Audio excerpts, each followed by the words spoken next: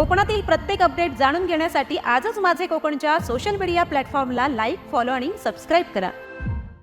नमस्कार, मी प्रणाली भोसले. माझे कोकणच्या प्राईम टाइम बुलेटिनमध्ये आपल्या सर्वांचं मनपूर्वक स्वागत करते.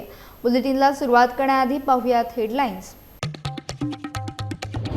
राजापूर तालुका कृषी विभागाच्या वतीने खरीप हंगाम पूर्व नियोजन सभा. आमदार किरण सामंत यांनी केले मार्गदर्शन. अलसुरे ग्रामपंचायत पोटनिवडणुकीत एकमताचे चित्र. नजीर महाडिक यांची एकमताने निवड. सिम्प्लेक्स पुनर्विकासाला अखेर गती. 3,500 कुटुंबांना दिलासा. रहिवाशांच्या संघर्षाला यश.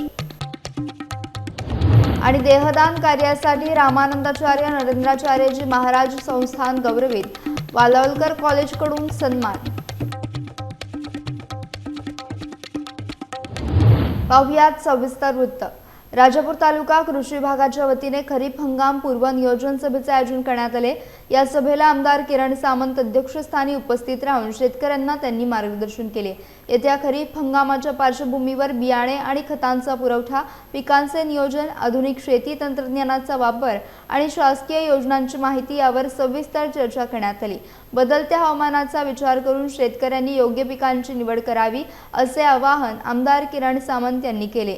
तसेच कृषी विभागाने शेतकऱ्यांना वेळोवेळी मार्गदर्शन करून आवश्यक सुविधा तातडीने उपलब्ध करून द्याव्यात अशा सूचना देखील कृषी अधिकाऱ्यांना दिल्या.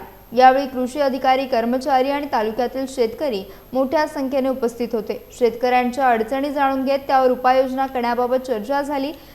तसेच यंत्रणांनी समन्वयाने काम करावे असा निष्कर्ष या बैठकीत काढण्यात आला. रत्नागिरी तालुक्यातील ताणदे गावात धक्कादायक घटना उघडकीस आली आहे. स्वतःच्या बंदुकीने गोळ्या झाडत युवकाने आत्महत्या केल्याची घटना समोर आली. रुपेश नागवेकर असे आत्महत्या केलेल्या युवकाचे नाव असून ते रत्नागिरीतील प्रसिद्ध आंबा व्यापारी म्हणून ओळखले जात होते. ही घटना त्यांच्या राहत्या घरी घडली असून या घटनेमुळे परिसरात खळबळ उडाली.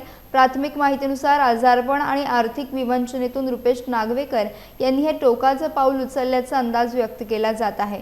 या घटनेची माहिती मिळताच ग्रामीण पोलिसांनी घटनास्थळी धाव घेत पंचनामा केला. या प्रकरणी अधिक तपास ग्रामीण पोलिसांकडून सुरू असून आत्महत्येचं नेमकं कारण शोधण्याचं काम सुरू आहे. या घटनेमुळे रत्नागिरीतील आंबा व्यापारी वर्तुळात हळहळ व्यक्त केली जाते.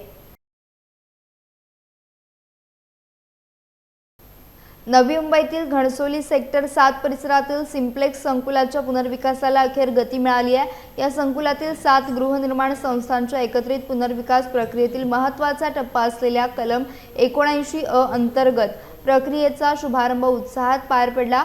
अनेक वर्षांपासून रखडलेल्या या प्रकल्पामुळे सुमारे 3,500 कुटुंबांच्या नव्या घरांचं स्वप्न आता साकार होण्याची आशा निर्माण झाली आहे.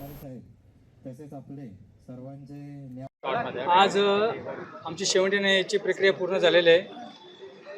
निबंधकांच्या प्रतिनिधींनी येथे येऊन सुद्धा आम्हाला जे सहकार्य केलं आणि त्यांच्यासमोर जो आमचा कोरम उभा राहिला त्यामुळं आम्हाला सगळ्यांना एक अत्यानंद झालेला असून आमची घरे छोटी आहे. 260 स्क्वेअर फीटची घरं. तेव्हा आता सगळ्यांची मुलं मोठी होत झाली. आम्ही 2004ला 3000ला इथं राहायला आलो. आज सगळ्यांची मुलं मोठी झाली. प्रत्येकाला राहायला खूप मोठी अडचण होती. दादाने हेच पाहिलं. गणपतीच्या मध्ये 2-3 वर्षापूर्वी गणपतीला घरोघरी दादा गेल्यानंतर त्यांना लक्षात आलं की इथे माणसांना राहायला योग्य जागा नाही आहे. त्या दिवसापासून दादांनी जे चंग बांधला की या लोकांच्यासाठी मी एक मोठं घर कशा पद्धतीने पण मिळवून देणार आणि ते त्यांचं स्वप्न आणि आमचंही स्वप्न आज पूर्णत्वाला जातं आहे.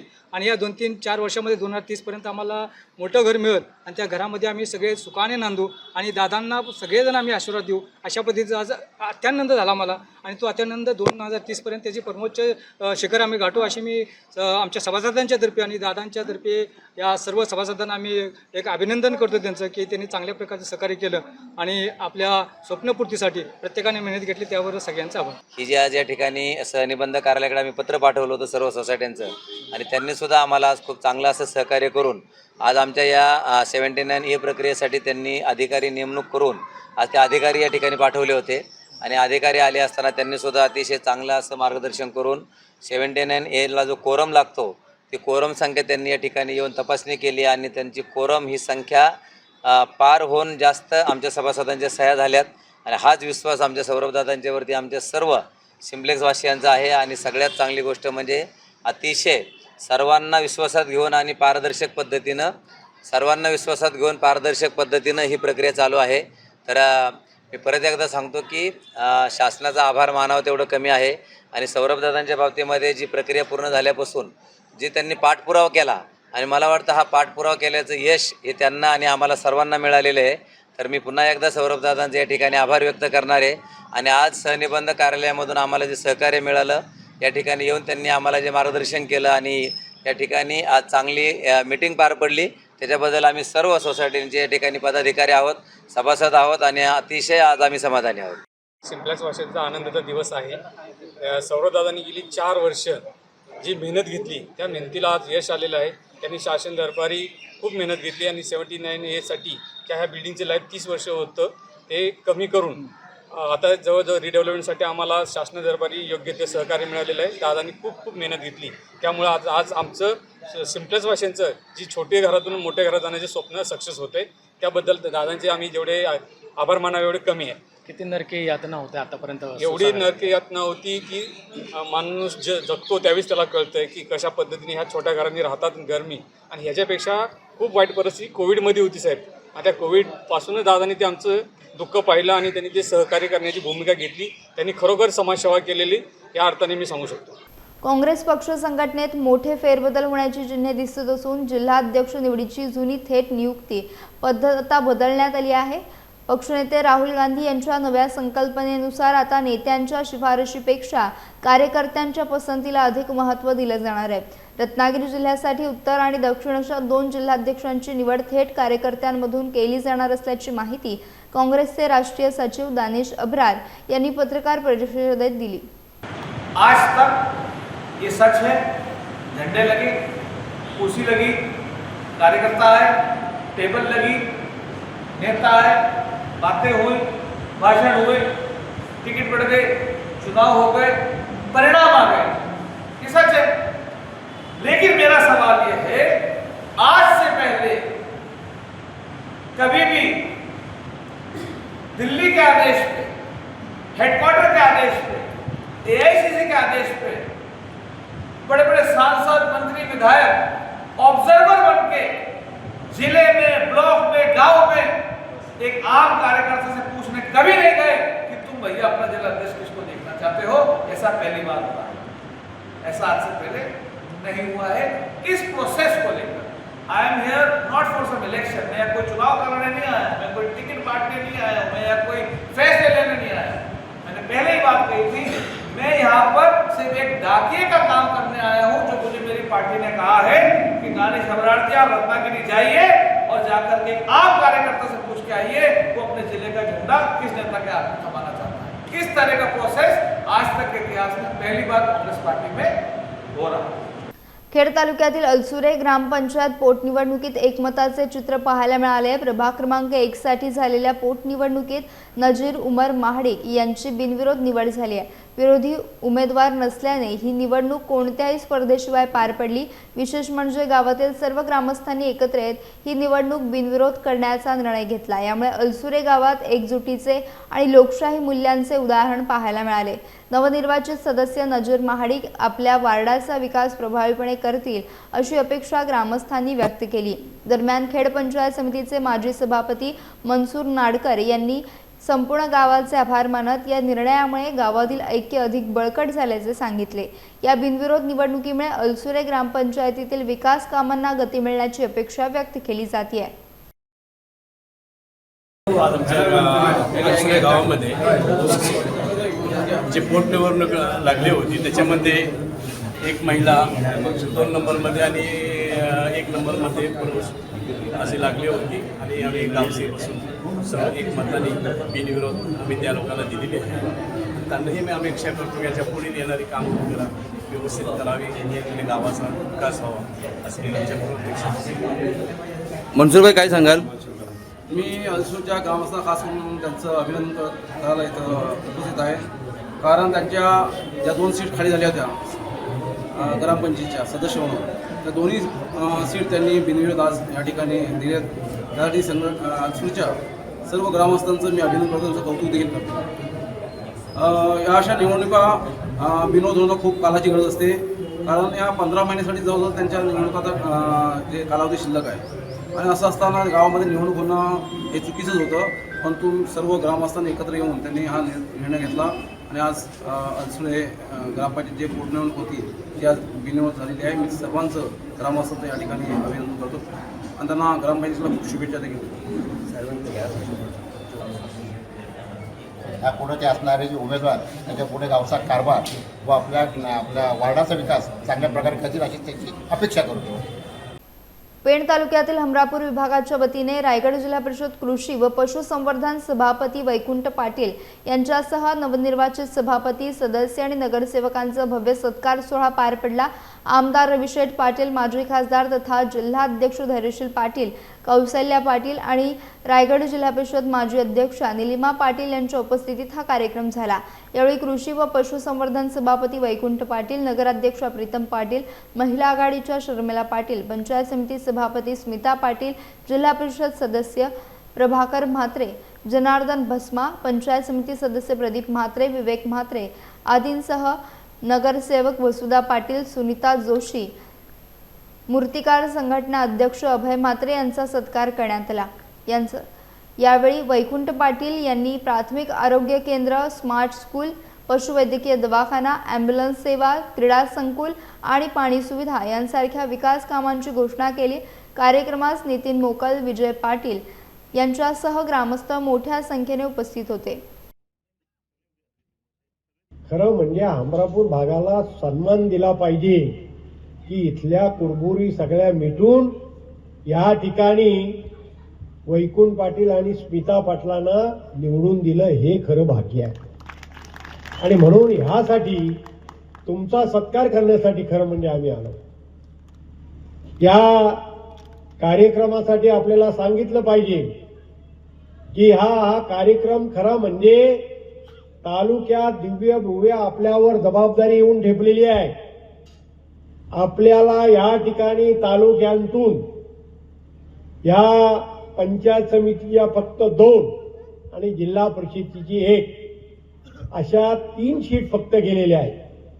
त्या सुद्धा अनौपचारिकरित्या गेल्यात असं मी म्हणालो तर काही गैर ठरणार नाही. आणि म्हणून आता आपल्यावर जबाबदारी पडलेली आहे. ही जबाबदारी पूर्णपणे तालुक्याची जबाबदारी आपल्यावर आलेली आहे. या तालुक्याच्या जबाबदारीवर आपण नेते झालात, नुसतं नेते म्हणून चालणार नाही. नेत्यापेक्षा आता काम करणं गरजेचं आहे.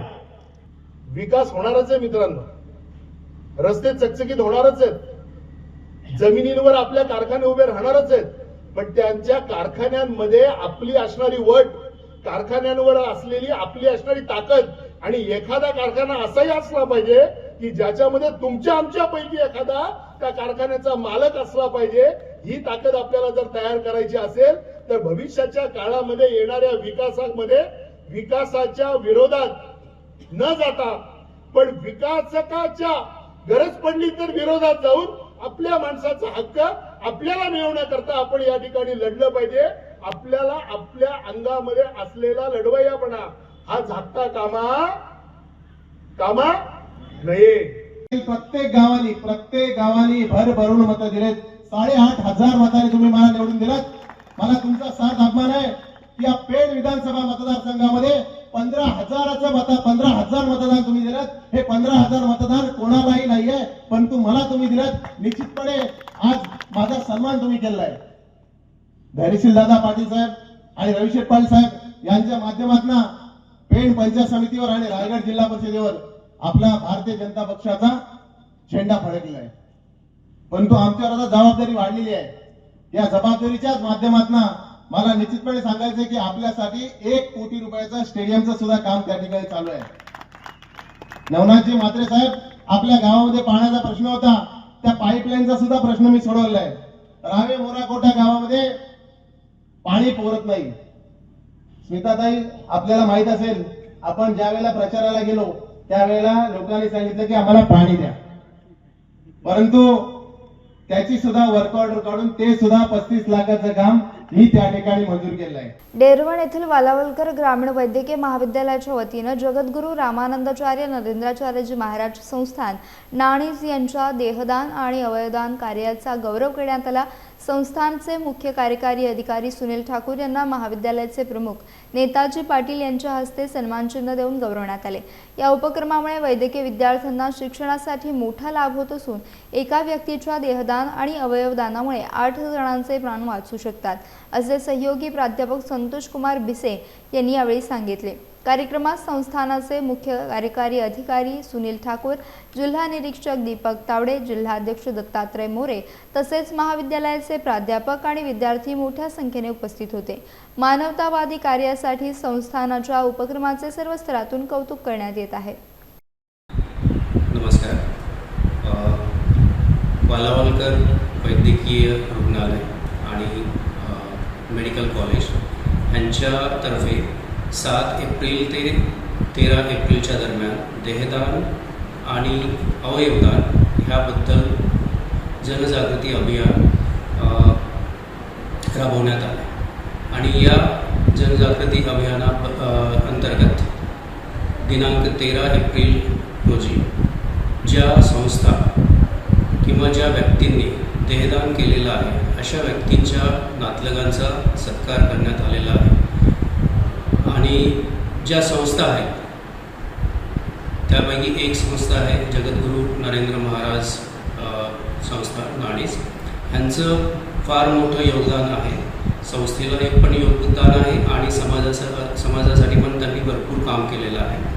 तर नाणीज येथील जगद्गुरू नरेंद्र महाराज यांची संस्था तसेच सह्याद्री निसर्गमित्र चिपळूण आणि स्वयंपूर्तता फाउंडेशन ह्या संस्थांचा सत्कार करण्यात आला आणि त्यांच्या ह्या समाज उपयोगी कार्याबद्दल त्यांचं जे कंट्रीब्युशन आहे त्याच्याबद्दल त्यांना गौरवान्वित केलेलं त्यांचा सत्कार करण्यात आलेला आहे. आणि ह्याच्या मागचा उद्देश हा होता की देहदान आणि अवयवदान ह्याच्यामध्ये लोकांमध्ये जनजागृती निर्माण व्हावी. रायगड जिल्ह्यातील नागोठणे ते चोळे विभागातील नागरिकांसाठी अनंत युवा प्रतिष्ठानच्या वतीने प्रेरणादायी आणि मानवतावादी सामाजिक उपक्रम राबवण्यात आला. या अंतर्गत 2 रुग्णवाहिकांचे लोकार्पण करण्यात आले तसेच गरजू नागरिकांना व्हीलचेअर आणि आवश्यक वैद्यकीय साहित्यांचे वाटप करण्यात आले. या उपक्रमामुळे अपघातग्रस्त तसेच गंभीर रुग्णांना तातडीने वैद्यकीय मदत मिळण्यास मोठी मदत होणार आहे. ग्रामीण भागात रुग्णवाहिकांची कमतरता भासत असताना हा उपक्रम अत्यंत उपयुक्त ठरणार असल्याची प्रतिक्रिया नागरिकांनी व्यक्त केली. अनंत युवा प्रतिष्ठान महाराष्ट्राचे सेक्रेटरी धीरज घुले पाटील यांनी या उपक्रमासाठी विशेष पुढाकार घेतला. युवा उद्योजक अनंत अंबानी यांच्या वाढदिवसानिमित्त विविध सेवाभावी उपक्रमांचे आयोजन करण्यात आले असून त्याचाच एक भाग म्हणून हा कार्यक्रम पार पडला. कार्यक्रमास नगरसेवक परिषद मुंबई महाराष्ट्राचे अध्यक्ष राम जगदाळे यांच्यासह विविध क्षेत्रातील मान्यवर, सामाजिक कार्यकर्ते आणि स्थानिक नागरिक मोठ्या संख्येने उपस्थित होते. या उपक्रमाचे सर्वत्र कौतुक होत असून गरजू नागरिकांसाठी मोठी मदत ठरणार आहे.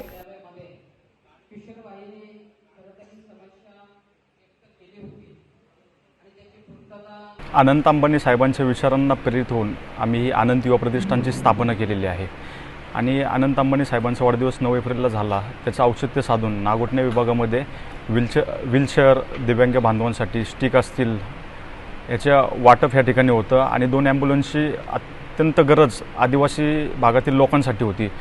त्यामुळे अंबानी साहेबांच्या वाढदिवसानिमित्त आम्ही ह्या विभागासाठी वाटप ठेवलेले आहे. निश्चित अनंत अंबानी साहेबांचं काम हे पूर्ण महाराष्ट्राला नाही तर पूर्ण भारताला ज्ञात आहे आणि भारताच्या बाहेरील परदेशी जेवढे पाहुणे येतात ते वंतारामध्ये जातात आणि त्यांच्या हिंदू संस्कृतीवरती, हिंदू धर्मावरती असणारं प्रेम आपल्या सर्वांना माहिती आहे. त्या विचारांवर आणि त्यांच्या पावलावर पाऊल ठेवून आम्ही आमचा खारीचा वाटा म्हणून आमच्या हातात जेवढं आहे तेवढं आम्ही पुण्याचं काम करू.